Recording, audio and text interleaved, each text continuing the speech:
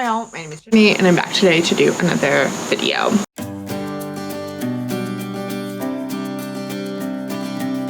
So this is going to be the start to a fun vlog project, which is going to be a 5-star predictions vlog where I talk about 6 books that I predict will be 5-star reads. And then we're going to vlog to see if those predictions were actually true. Because I thought that would be a fun way to like share the joy or disappointment in real time. I did post a like 5-star prediction video, I think about a year-ish ago, a little over a year ago. I think it was June of 2020. And then I just wrapped it up in July of 2021. So I'll put a link to where I wrapped up my first 5-star prediction. Unfortunately, none of those books were actually 5-star reads, but I did enjoy a fair amount of them. And I have high hopes. I feel like I've narrowed down what usually gets 5 stars from me, that these books likely fit those categories. So I'll kind of share what I think about that book will give it 5 stars from me. But I think also all of these books hopefully will be books that I enjoy, because a 5-star is like so random and unpredictable for me that it's hard to like pinpoint what exactly makes a book a 5-star. And sometimes like I think having high expectations automatically makes it not a 5-star, because even if it's really, really good and meets my expectations and it perhaps even exceeds them, but if I had them very high already, I'll usually only give the book like a 4.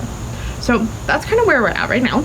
But I still figured I would do this video just because I know people enjoy watching like 5-star prediction stuff. I know I do. So I'm gonna go over my 6 predictions now, coincidentally / not so coincidentally, because I was like kind of coordinating this list to create a cohesive one. The books are like paired, so that's a fiction and nonfiction pairing. I do seem to more frequently give nonfiction 5 stars, so I wanted to include a fair amount of that here in this video. But then also each one is kind of tied somewhat culturally, thematically to the one that it's paired with, which will be fun. Without further ado, let's just get into the predictions and then my like preliminary thoughts on the very first book, because I have already started it. So the very first book, and the one that I've already started, is Sally Rooney's Beautiful World, Where Are You? This is her 3rd novel. Normal People is one of my favorite books of all time. Although I did reread it this summer, I listened to the audiobook, and it did not capture me quite as much as it did the first time I read it. But I still really enjoyed it, and I still am looking forward to this book quite a lot. I have seen a fair amount of mixed stuff about this so far. I think a lot of people are not enjoying it as much as they did Normal People, but I'm okay with that. I really like Sally Rooney in terms of her like astute observations and the way she thinks about things, and less so like a plot. Character development is not what I read her for. So I think this will be pretty good. I have already started it. I'm 20 pages into it, and I am intrigued so far. Enjoying it. We'll definitely keep you updated as I continue to read. And also just a brief summary, I believe this is about 4 friends and they go on a trip together, and obviously there's some like romantic / sexual tension because it's Sally Rooney. And I think there's also a lot of discussion here about the literary world and being a novelist and the kind of relationships that novelists have to the rest of the world that I'm excited to learn more about. And the reason I picked this one is because Sally Rooney is one of my favorite authors, so I'm hoping that this will be a book that I love. Then to pair that, I picked Say Nothing, a true story of murder and memory in Northern Ireland by Patrick and Keith. The main reason I picked this one as a pair for Sally Rooney is because this is also a book about Irish people. I don't think Brandon Keith is Irish himself, unlike Sally Rooney. He has a pretty Irish sounding name, but I don't think he's from Ireland. Maybe he has an Irish heritage. I don't know. If anyone knows, do let me know down in the comment section below. But this is a nonfiction book that I haven't heard nothing but amazing things about, so I feel like that's another reason why I put it on this list. That is about the Troubles in Ireland, and I believe it's centered around one woman's murder and kind of using that murder to... Every time I'm saying murder, I'm thinking of the SNL skit that is like a murder TV show in Pennsylvania. I'll put it down below, and they just like say murder really in a very funny way, and the whole thing is hilarious and would highly recommend. But this basically is using that one woman's murder to explore the kind of Troubles in general, and particularly the story making and narrative surrounding the Troubles that the IRA created for themselves, which is a topic that's very interesting to me. I love books about memory and memory creation, particularly in terms of a national identity or a organization's identity. And so I feel like this book, in addition to being well loved by practically everyone, is particularly up my street in terms of like nonfiction interest. So I have high hopes for this one, and this one I'll be reading very soon. I'm waiting for the audio to come in from my library for this one because it is kind of long, and also I feel like nonfiction is usually pretty good on audio. Then for October, I've gone with the kind of Black experience in America for 2 books. So those 2 books are The Secret Lives of Church Ladies by Deisha Fillet. I love short fiction, and I particularly love short fiction about the South. And so I thought this would be quite a winner. Again, like Say Nothing, this is also one that I've heard absolutely nothing but amazing things about. I feel like a lot of people who have read this so far in 2021 have been like, this is going to be a favorite book of the year. I also bought this at the bookstore here in Charlottesville, New Dominion Bookshop, when I came to visit before I officially decided to come here, which is kind of fun. And yeah, I think these stories are primarily about a church community and people that are somehow related to that church community. I've heard the character work here is great, and as I said, I do love short fiction, especially short fiction that's done well, which I assume, since this was a National Book Award finalist and been really popular here on BookTube, that is definitely the case. So super excited about this one. And then alongside that, I'm going to be reading The Cooking Gene by Michael W. Twitty, which is a journey through African-American culinary history in the Old South. So as some of you may remember, I read The Pot Liquor Papers by John T. Edge for my first 5-star prediction wrap-up, and this was probably the most successful of the books I read. This is really more like political history through the lens of food of the South since the Civil Rights Movement in the 1950s and 60s, and I think touched upon the ways that the food culture of the South was built on the enslavement of African people, but I feel like will be a primary focus of this book, particularly given that I believe this is in part a like personal exploration of Twitty's roots to enslavement and the way that that has impacted the culinary traditions of his own family, which I love a book that kind of ties a larger cultural discussion with a much more personal one. So I'm super excited about this. It has pictures too, which is always fun. And I just think this will be phenomenal. And then last but not least for, what is it called? Indigathon? I think it's Indigathon, which happened in November in honor of Indigenous Heritage Month. But I have picked 2 books that center Indigenous voices for my November picks. My fiction pick will be The Seed Keeper by Diane Wilson. Diane Wilson is a member of the Dakota Nation and lives on the Rosebud Reservation. And this was a book that I was really excited about, that I picked up at Independent Bookstore Day, one of my favorite bookstores in Atlanta. It was blurbed by Robin Wall Kimmerer, and it's also out from Milkweed, which is a great publisher, and I feel like really focuses its intention on like the environment and nature and our relationship to that, which is something I really enjoy, particularly in novels. So that's one reason that I thought this would be a success. It also is about a woman returning to her roots. So again, like the development of cultural significance, thinking about nostalgia and memory, which, as I said previously, are all things I'm interested in. And I believe the kind of main plot line of this story is that our main character, Rosalie, was taken from her reservation as a child and is now returning to the reservation as an adult after living primarily around white people in the kind of like farming communities of Minnesota. And then paired alongside that, I have Yellowbird, Oil Murder, and A Woman's Search for Justice in Indian Country by Sierra Crane Murdoch.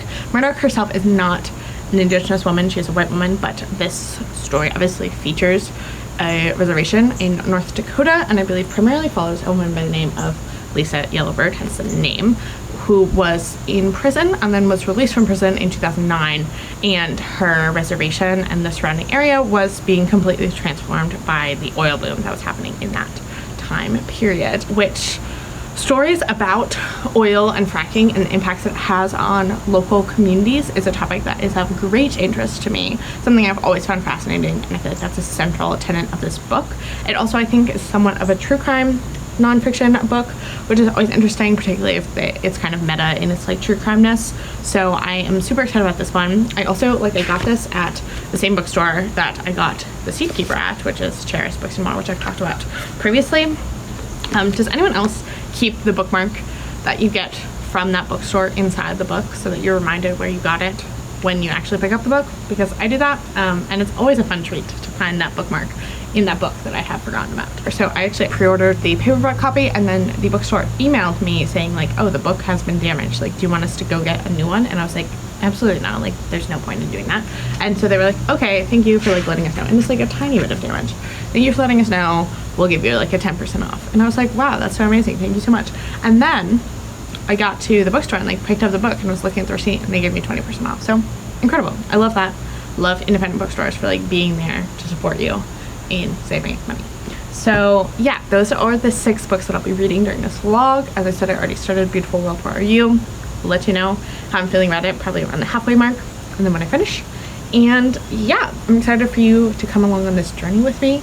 It'll also, we'll experience the season change over the course of this vlog, which I personally am looking forward to. I love fall. Fall is probably my favorite time of year. And it's coming. I'm so excited. That's all for now. I will check in with you in a bit. Hello everyone. I wanted to let you know that I'm halfway through Beautiful World, Where Are You by Sally Rooney, and figured I would give you an update, which I don't have a ton to share. It's going well so far. I'm definitely like really enjoying it quite a lot. It's classic Sally Rooney in my eyes. Like I feel like if you enjoyed her previous 2 novels, that you would enjoy this one. I know it got a lot of kind of somewhat negative, like early buzz, at least I noticed that, and I am not experiencing that. I did also read though Brandon Taylor reviewed it in the New York Times, which that was like a great intersection of my 2 primary like favorite contemporary authors talking about one another, or I guess one talking about the other, but he concluded that review saying that it was her best work yet. And honestly, I mean, obviously I'm only halfway done, so I don't know how it's going to come together, but I might be in agreement about that. I feel like it is very much a critique of like the kind of fictionalizing of life that happens in novels.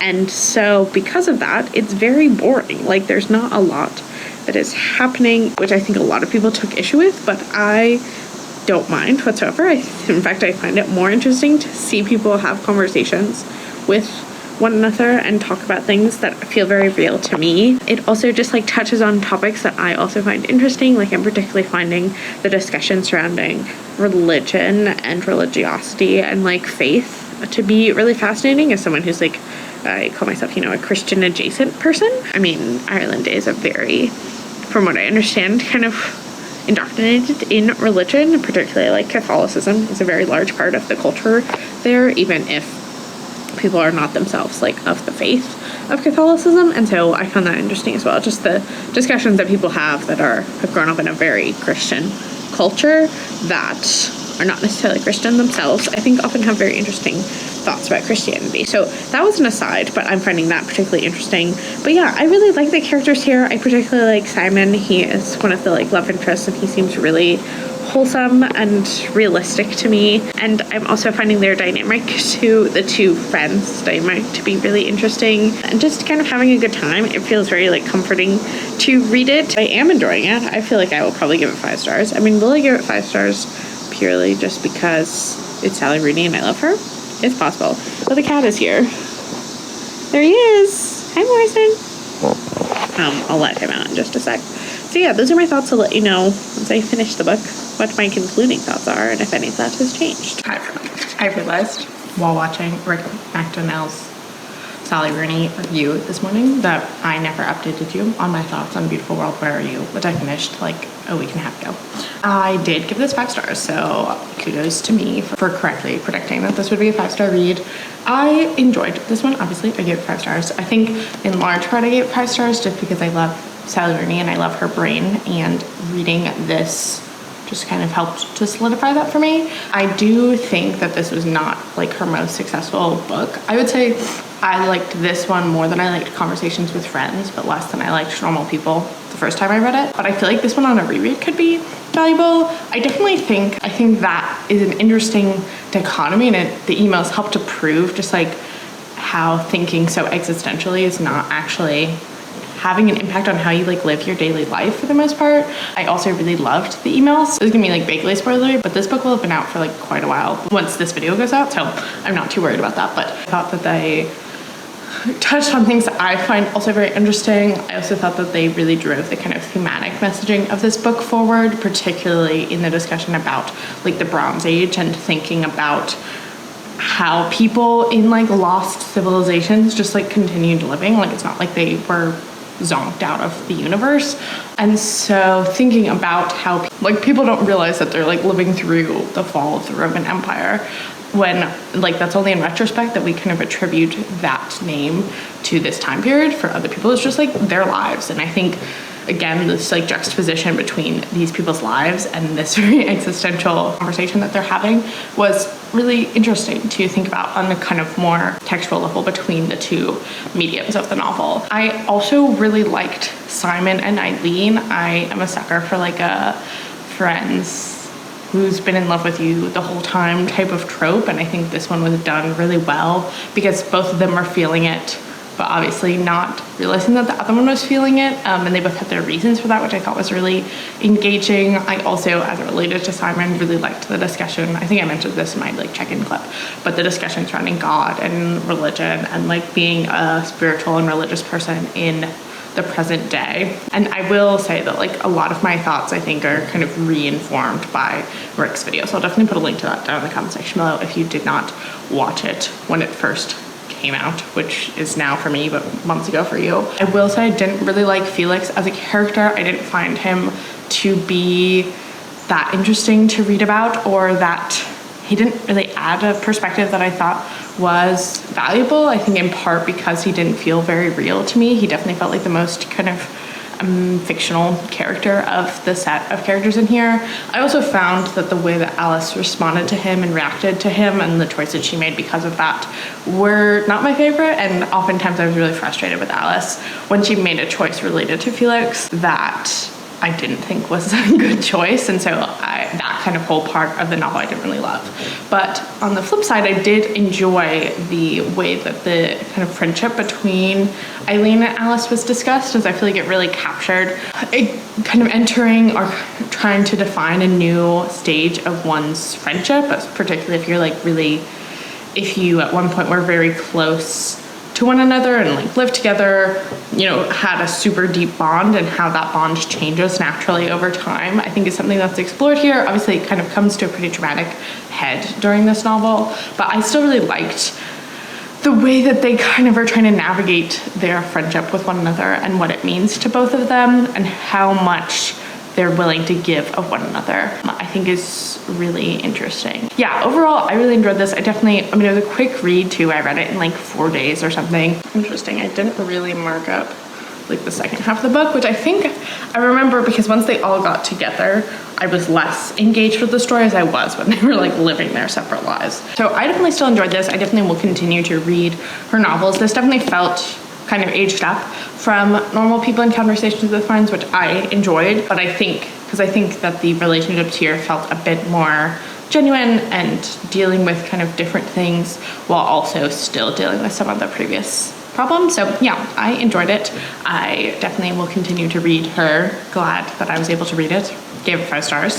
And then my other pick for September, you may recall, was Say Nothing, which I have actually now started. I did read a book in between these two, but I have started this one, and I was reading or listening to it yesterday while working on an assignment for school, so I'm about like 80 pages into it, and I am very intrigued. I definitely think listening to it yesterday, which was like, I'd read maybe the first like, I read maybe like the first 5 or 10 pages, and then was listening to the next like 70 pages, and I think that might have been potentially a mistake because I'm not entirely sure who all of the major players are, but I assume I'll get to know them more as we go through the book. It's definitely written in a way that feels very much like a thriller mystery. Like I can see why people are so engaged in this one and so enamored with it, because it definitely is very readable. It's very violent though. I mean, obviously this is like a very violent time. Like this was a basically unofficial civil war that was happening in the UK, but I kind of wasn't prepared for how intense it would be in terms of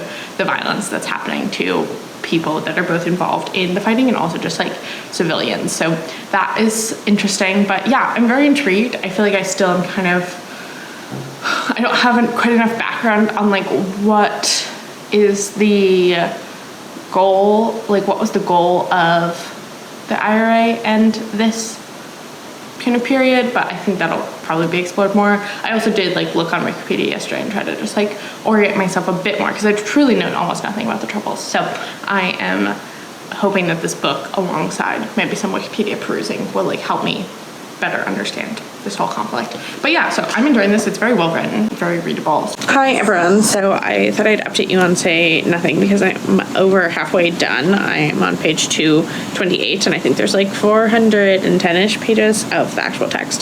Then there's more of the like index and notes and stuff. But I have to say I don't quite think this is going to be a 5-star read for me. I can understand why people like it. I think the storytelling is really compelling, but for whatever reason, I think I'm finding the violence like difficult to read about, just because it's so omnipresent. Particularly, I've just gone through a large section talking about prisoners from the IRA going on hunger strikes, and basically two of the prisoners had to be force-fed, and that was depicted just like really graphically in the book, which was a lot. So I'm not really sure I loved all of those elements. There's also not to be any clear heroes. I definitely don't think Patrick Gardenke's attempting to make the IRA seem like the heroes in this situation because they committed a lot of violence against civilians, including like the kind of overarching arc of this book is about a woman that they murdered for reasons that we have yet to figure out. But there's also not any other heroes, like the kind of non-IRA, like the civilians are not necessarily the heroes, and the family that, let's see, Jean McConville's family, who is the woman that was murdered at the beginning of the book and who this book's kind of narrative arc is structured around, her family are not the heroes, but they're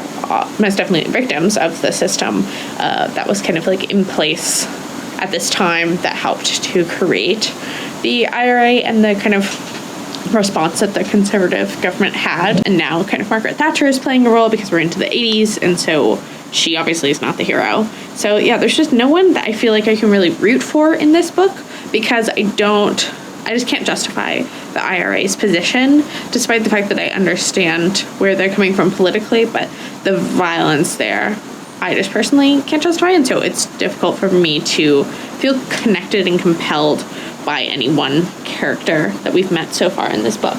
Sorry, the cat was having some problems, but I think he's fine now. I am intrigued about the murder aspect of this, and I think I've heard that this book kind of goes into a trial specifically of Jean McConville's murders, and I'm intrigued about that and the kind of more archival element of that, because I think her case went unsolved for a long period of time, and this book is covering how that kind of cold case was eventually resolved, which that part I am intrigued about because I find archival research pretty interesting, but the current stages that we're in, I'm not super engaged with. Hi friends, so it's actually been quite a while since I finished Say Nothing, but I, again, as with Beautiful World Where Are You, forgot to update when I finished the book. But I ended up only giving this 4 stars. I didn't love it quite as much as everyone else did, although I can see why people enjoyed this so much. I think in part I wish it'd been a bit more rooted in like the political history, the kind of larger scale political history, as it was very much just a character study of some of the kind of key figures in the Troubles and less so about the conflict as a whole, although that does get touched on a bit in this book. So the last section was really interesting about the archive and kind of preserving history and how do we think about oral history, particularly of people who still are alive today. So I thought that was interesting of kind of capturing the history of the present. Those are all my thoughts on Say Nothing. So far I'm 1 for 2 in terms of correctly predicting 5-star predictions. I did just start Secret Lives as Church Ladies, which I don't have out here with me right now. This morning I read the first story, and I think I'm gonna like that collection quite a lot, so I will let you know once I'm further along into it what my thoughts are. Hi everyone, I've been a very busy booktuber, which means that I've been a very busy person, which means that my booktubing has basically slowed to a stop. So I have not updated you in quite a long time. It is November 16th. I haven't done really anything booktube related in terms of my content creation. I have been watching videos from time to time, but even that has slowed significantly. But I have not updated this vlog in quite a long time, so much so that I actually started and finished this book, The Secret Lives of Church Ladies, since I last updated you. I finished this in like late October ago, so I don't entirely remember everything that I thought about it, but I do know that I ended up giving it 4.5 stars. So it was not the 5-star prediction that I thought it would be, but it was still a really enjoyable collection. I think it's a really strong debut collection. I'm really excited to read more from her, but I think every story did not entirely work for me, and the stories also did not like totally blow me out of the water, which I think it'd probably be hard for a short story collection to be 5 stars, although actually I had a 5-star short story collection over the summer, so I stand corrected. But I really enjoyed these stories. I definitely can see why people were so kind of enamored with them, particularly last year around the time that this was a National Book Award finalist. But I did really enjoy it, and I gave 4.5 stars, so like a success, but not the 5-star that I was expecting it to be. And then I have started The Cooking Gene by Michael Twitty, which was my other October pick, along with The Secret Lives of Church Ladies, and I am 160 pages into this one out of like 400 plus, so I'm a little less than halfway through. I'm probably like 30-ish% of the way through, and I'm really enjoying this one quite a lot. The subtitle on this is A Journey Through African American Culinary History in the Old South, and really more, at least so far, it's very much more kind of genealogical and personal history of Michael Twitty and his family, with some like elements of the culinary traditions and where those come from and how they're related to the kind of larger culinary traditions of the Caribbean and of West Africa and Central Africa. But that's kind of being tied to this discussion about Michael Twitty and his exploration of where his family came from and how they arrived to America and what that kind of path was like through a lot of interesting like DNA work and that type of thing. So it's much more personal exploration, but also talking about plantations and visiting plantations and the kind of cultural memories that exist at plantations as a Black person living in America, visiting a like plantation, even like Williamsburg or other places that are like historic cultural sites that kind of exist today as recreating that history.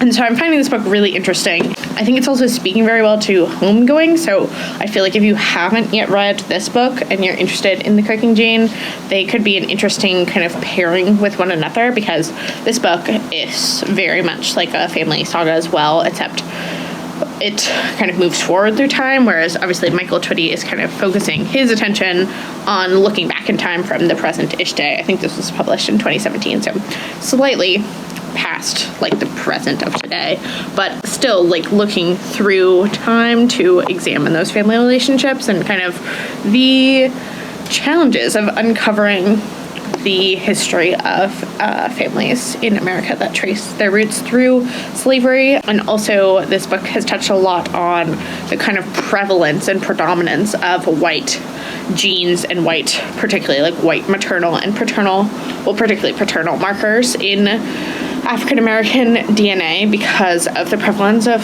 sexual assault against enslaved women throughout the first 200 years of America's history, and the kind of continuation of that, obviously. And so that's been kind of a big theme of this book as well. So yeah, I'm really enjoying it. I'm also listening to the audiobook, and Michael Twitty narrates it himself, which I always enjoy, especially in nonfiction. I obviously have fallen kind of behind schedule, as I was hoping to finish that book in October, which is fine. Like, I really don't care about scheduling my reading at this point in my life. I'm too busy with other stuff to really think about that.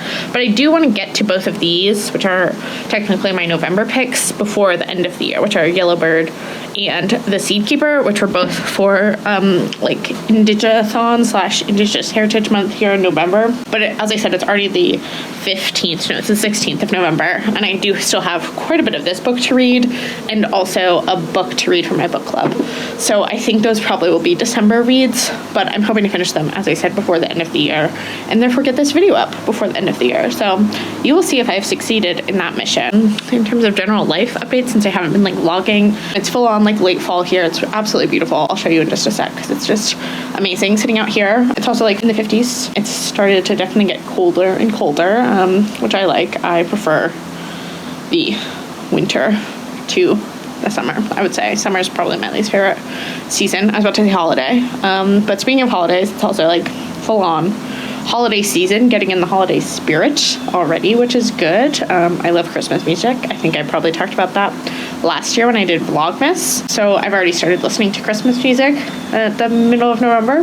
And yeah, that's pretty much it in terms of updates. I'll definitely try to keep you updated more frequently, though, on the Cooking Gene, which, as I said, I am enjoying. But it's kind of slow going because the chapters are like 20 pages, so I can only read like one chapter a day. So, good morning, friends. It is Tuesday, November 23rd, and I wanted to just do a quick check-in on the Cooking Gene, which I am 265 pages into, so I have like 160-ish pages left, I think.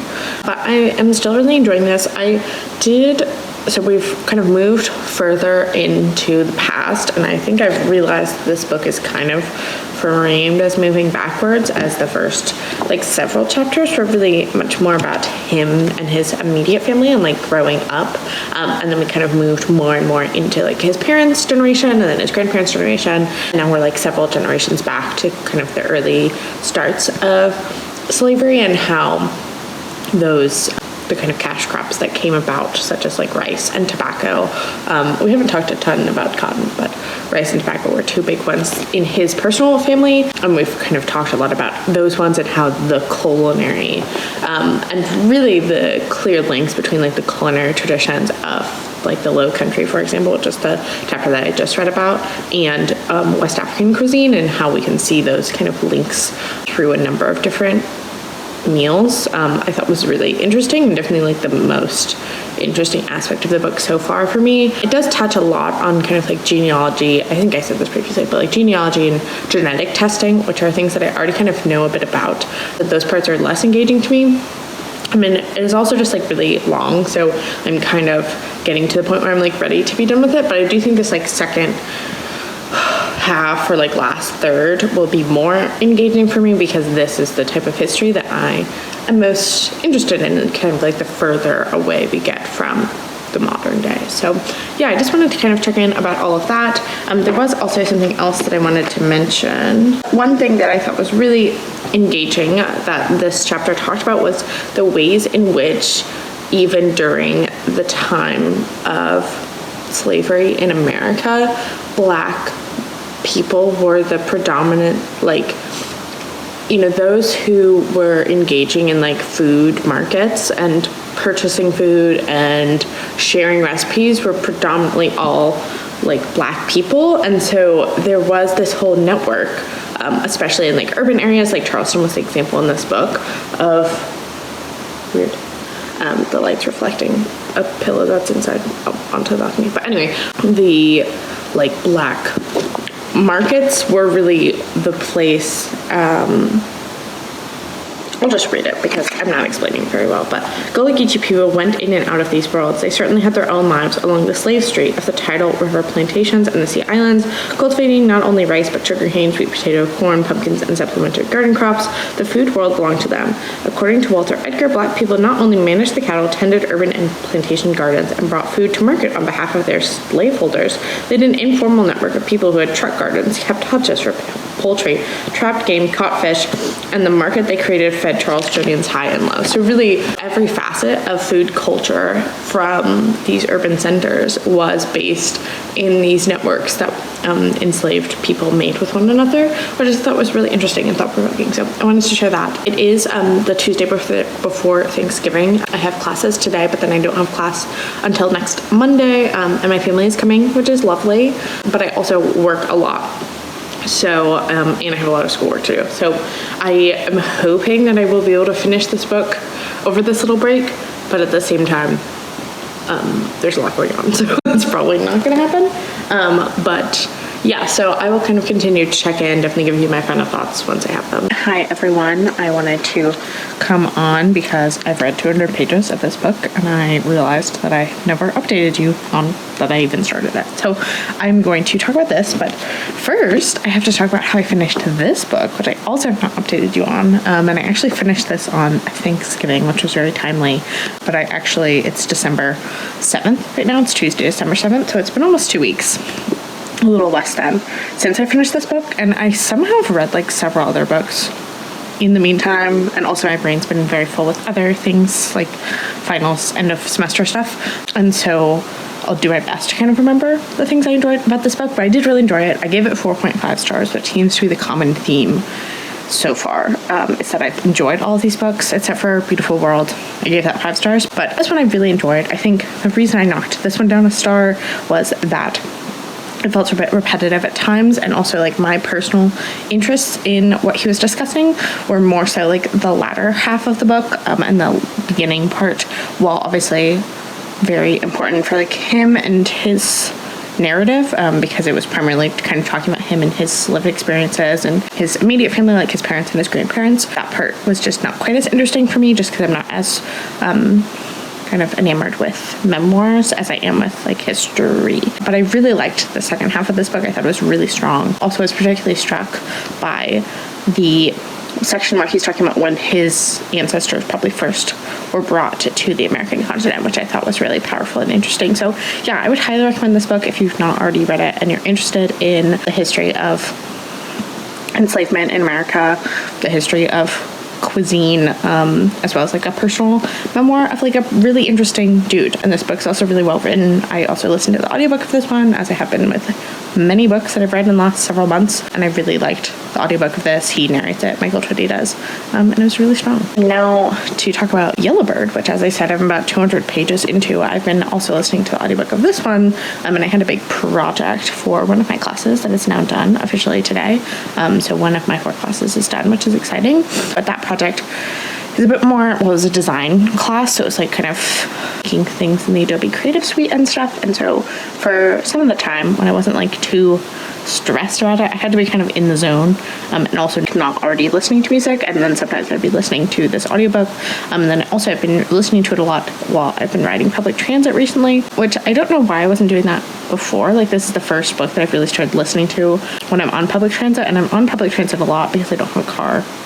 So that's definitely something I want to incorporate more next semester, I think, is like having my audiobook be something that I'm listening to, because I am sometimes on the bus for long periods of time. Sometimes I'm on the bus for like 5-10 minutes, but that's 5-10 minutes of reading time. So anyway, to actually talk about this book though, I'm really enjoying it quite a lot. It's reminding me quite a bit of The Third Rainbow Girl, which I read last year, and it was one of my favorite books of 2020. I think both of these books are very similar in really a lot of ways, like more and more ways as I was kind of thinking about their similarities. The biggest one being that they both are kind of this very like literary fiction, you know, similar to the long form journalism of The New Yorker and The Atlantic, which I both really like, of kind of taking a problem or an issue and really problematizing that and digging deeper into some of the like root causes and, you know, going on weird side stories. Like, I just find that really a good form of narrative, and I think a lot of people get frustrated by that, but that's some of my favorite nonfiction to read, is works that are like based in journalism but that explore a lot of other topics, and this one is definitely doing this. I think both of these books too grapple with very similar topics of like extractive industries and the impacts those extractive industries have on communities. I mean, this one is not necessarily about extractive industries, but like West Virginia, where this book takes place, obviously was a former hub of extractive industries in America, and North Dakota, where this book takes place on the Fort Berthold Indian Reservation, is currently a place where fracking as an oil boom has kind of transformed the community quite a bit. Both these books, as I said, kind of tackle extractive industries and the impacts those have on the communities, and also just both North Dakota and West Virginia are places that have been disinvested by like the government and kind of by America writ large, and so exploring those communities and how they exist and how they resist, you know, the patriarchy, white supremacy, etc., but also really digging into the kind of complicated characters that exist in both of these stories. I think it's done really well. This book kind of mainly follows a woman by the name of Lisa Yellowbird, who is a member of the, I assume Lakota, no, she's Arikara. Lisa Yellowbird is the kind of main person. Here's Morrison.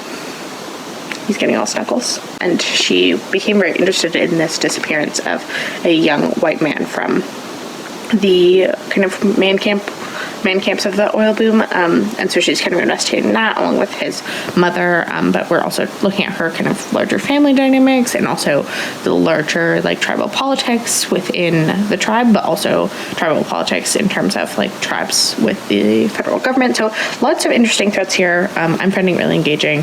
This one is also, the audiobook is narrated by Sierra Crane Murdoch, which is also something I'm discovering that I really like with nonfiction. I think all nonfiction books should be narrated by the person who wrote them, is my big takeaway. So yeah, I definitely think I'll finish this soon. I'm hoping to finish it before I leave to go to Atlanta, which is on the 15th, but I also have like all my finals to do between now and then. But I have like 150-ish pages, and I feel like I've only been reading this for like a couple days, so I think I probably will be able to finish that. My back of my phone camera has really seen better days, but the vlog would not be complete both without the books on the bed, the behind the scenes, if you will. And then Morrison, he's all cuddled up next to me. What a sweet boy.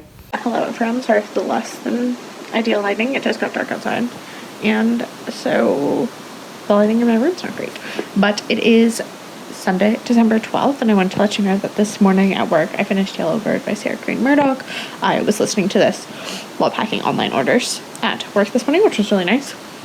I was able to listen to like the last 30-ish minutes. I think it was like an hour of the audiobook because I'm listening on 2x speed. And I think I'm actually going to give this 5 stars. I really enjoyed it. I think especially like the last 50 or so pages came together in a way that was really satisfying, and I think addressed some of the themes that I was like most interested in a really like kind of cohesive and like conclusive way. So I liked it for that reason. I will say this book in like the 200 to 300 page mark really focuses on the true crime elements, and those just like weren't interesting to me whatsoever. But I don't honestly think they were that interesting to Sierra Crane Murdoch either, so I'm not really sure why she chose to kind of include them so much. I guess for the kind of marketing to the true crime audience, you had to include some of that, but yeah, I didn't think that was the strongest part of the book, but I found it much more strong when it was really grappling with ideas of extraction and kind of patriarchy and white supremacy and how those inform American ideologies and how those ideologies then inform our individual actions. I think this book touches on that a lot, and kind of thinking about that too as a form of like colonialism, and particularly settler colonialism and like the colonialism of the mind in terms of kind of individuals going against the kind of greater good to make a profit, and how that negatively impacts people and the kind of implications of that more broadly. I just thought was really good. And I also really liked, she has an author's note at the end here that I think was really strong, really just addressing like potential critiques of the book, of just like her positionality as a white author telling this story and how she kind of grappled with that, and also how she kind of came to put together this story, and also just how she kind of envisions the like world more broadly, which I just thought was really good. So I think this is her debut novel, but I definitely would read more from her. I'm really excited to kind of see what else she writes about, because I just really enjoyed this. And then within the next day or two, I'm hoping to start The Seed Keeper by Diane Wilson, which is the last book that I'm reading for this project, thank goodness. Hi everyone, so it's the 16th of December, and I wanted to let you know that I have started The Seed Keeper by Diane Wilson. I started this a couple days ago, but I'm now home here in Atlanta, and I hopefully will have a like kind of back to booktube vlog that will go up right before this one does. But I am currently 92 pages into this book, and I'm enjoying it. So it started off in a way that I was like, I'm not sure about this, but we've now entered into a second part where we've gone back in time. We're following our main character Rosalie, who is a member of the Dakota Nation, and she grew up with her father kind of living a very kind of traditional lifestyle, and he homeschooled her, and they just kind of weren't really involved in the community. But then it seems that he died when she was probably in her early teens, and so then she went into the foster care system and eventually marries a white man who's a farmer in southern Minnesota. So that's all happening in like the 70s, but then in 2002 her husband, the white farmer, has just died, and so he's returning to the land. And so that's kind of the basic premise, and we're back now in the 1970s, like learning about that history, and I'm finding that a lot more interesting and engaging. So I have quite a bit left to go, but I'll definitely keep you updated. Hi friend, so it is Saturday, December 18th, and I wanted to let you know that last night I finished The Seakeeper by Diane Wilson. Sorry for the terrible lighting too. It's really dark and dreary outside. It's like 11:30 in the morning or something, maybe noon, but it's like so dark.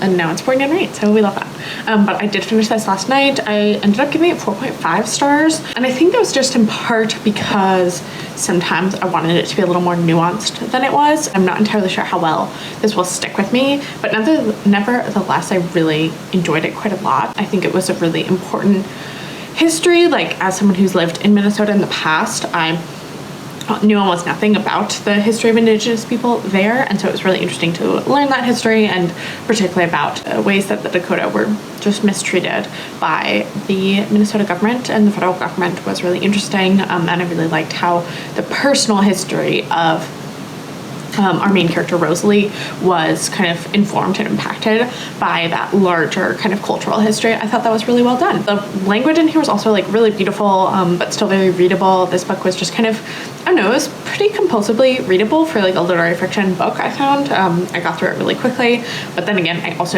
is the first time in months that I've like not had a ton to do, and so I think having like long stretches to read also made this a pretty quick book to get through. But yeah, I would still highly recommend this one, as I would for all 6 of the books really that I read during this video. So since this is the last one, I thought I'd quickly kind of wrap up everything that I did read. I don't have any of those books with me because, as I said in the last clip, I'm now home with my parents. But the first book I read was Beautiful World, Where Are You by Sally Rooney, which I gave 5 stars to back in September. Really enjoyed it. Then the least successful book for me was Say Nothing by Patrick Radden Keefe, which I gave 4 stars to, but did still enjoy it. I just personally had some qualms with it. Then I finished The Secret Lives of Church Ladies, which I also gave 4.5 stars to, really enjoyed. And then I read The Cooking Gene, which I also gave 4.5 stars to. Oh, and The Secret Lives of Church Ladies was by Deisha Fillet, and The Cooking Gene was by Michael Twitty. And then I just finished earlier this month Yellowbird by Sarah Crane Murdoch, which I gave 5 stars to. So I had 2 5-star reads, 3 4.5 star reads, and then 1 4-star read from this batch of 5-star predictions, which I feel like is really solid.